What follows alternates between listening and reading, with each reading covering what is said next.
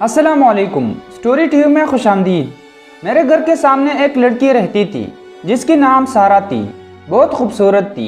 गोरा रंग, लंबे लंबे बाल, गुलाबी होंठ, नीली आंखें ऐसी के डूब जाने को जी चाहे। उसकी हारनी जैसी चाल थी। जब वो चलती तो बंदा देखता ही रह जाता। रोज उसे कॉलेज जाते देखता तो सारा दिन सुकून से गुजरता। जिस दिन उसे ना देखता, मेरी बहन और वो एक ही क्लास में पढ़ती थी, इसलिए उसका हमारा घर आना जाना हो गया।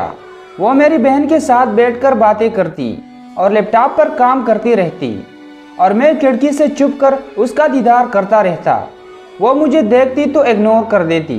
फिर आहिस्ता आहिस्ता उसने मुझे देखकर मुस्कुराना शुरू कर दिया। मुझे किसी ने बताया था कि अगर लड़की हंसी तो समझो फंसी। मुझे यकीन हो कि आग दोनों तरफ लगी हुई है। एक दिन वो मुझे आई लव यू ज़रूर बोलेगी। मैं रात को सोने से तसव्वुर में उससे बातें करता रहता। कभी कभी वो ख्वाब में भी आ जाता। उसकी याद में मेरी नींद, मेरा चैन सब खो गया था। मैं किताब खोलता तो मुझे डायग्राम की जगह उसकी तस्वीर नजर आती। वो मुझे आती तो मैं दरवाज़ा खोलता। वो मुझे देखकर मुस्कुराती और शर्म से नजरें झुकाकर गले चली जाती। मैंने भी अब घर में बंटन कर रहना शुरू कर दिया, क्योंकि वो किसी भी वक्त आ सकती थी।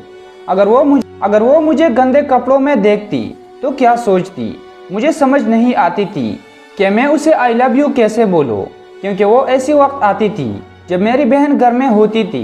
मुझे एक दोस्त ने मशवरा दिया कि अगर खून से खत लिखो, वो तुम्हारा खून से लिखा हुआ खत देख पड़ेगी।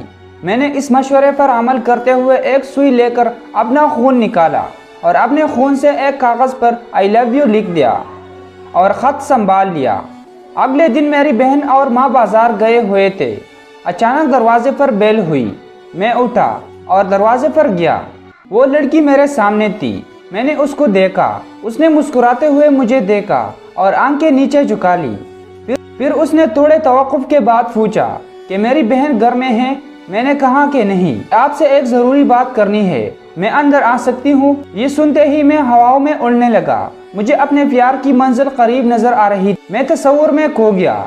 मैं ख्यालों में डूबा हुआ था। उसकी आवाज़ ने मुझे झुंझोड़ा। मैं अपने कमरे में आ गया तो वो भी पीछे पीछे मेरे कमरे में आ गई। मैंने उसे बैठने को कहा, वो बैठ गई। मैंने उसे बैठने को कहा, वो बैठ गई। मैंने उससे कहा कि आपने मुझसे कोई बात करनी थी, लेकिन वो हचकचा रही थी। मैं समझ गया कि उसने मुझे आई लव यू कहना है, लेकिन वो कह नहीं पा रही। उसने नजरें नीचे गाड़ी हुई थी। मैंने उसे कहा कि आपने जो कहना है खुलकर कहे, मैं सुन रहा हूँ। उसने घबराते हुए कहा, मेरी मंगनी हुई है। ये सुनकर मेरे पैरों के नीचे से ज़मीन निकल गई। मेरे सारे ख्वाब चकनाचूर हो गए। नाज़रीन, हमारे चैनल को सब्सक्राइब करें और साथ मौजूद घंटी की अलामत भी दबाएं, ताकि इस तरह इंटरेस्टिंग कहानियाँ आपको हमेशा मिलती रहे।